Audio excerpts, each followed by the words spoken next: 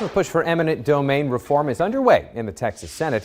It remains to be seen what the final bills will look like after they've been considered by the House of Representatives. Shel Winkley has more in this week's From the Ground Up. There's always been a tension between a state or a public use, as defined in our Constitution, and just compensation and the taking by eminent domain.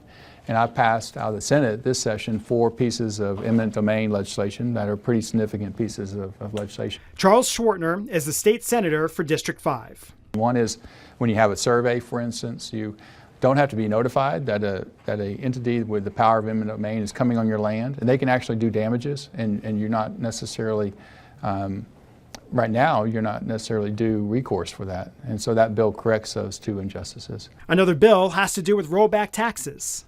When ag use is taken and converted over to a different purpose, if a condemning entity takes it and then the actual prior landowner has to pay those rollback taxes, not the condemning entity. And so that's being corrected. Right now, a condemning entity can take more than they need for the public use and not tell you about it. So taking 20 acres for what they need, they can take 40.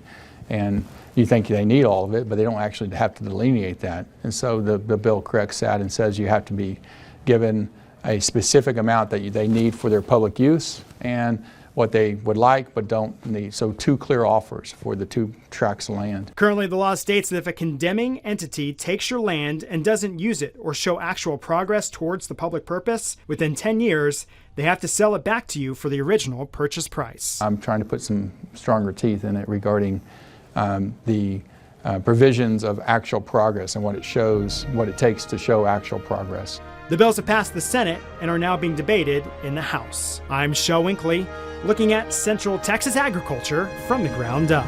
From the Ground Up is sponsored by Producers Cooperative, proudly serving agriculture since 1943.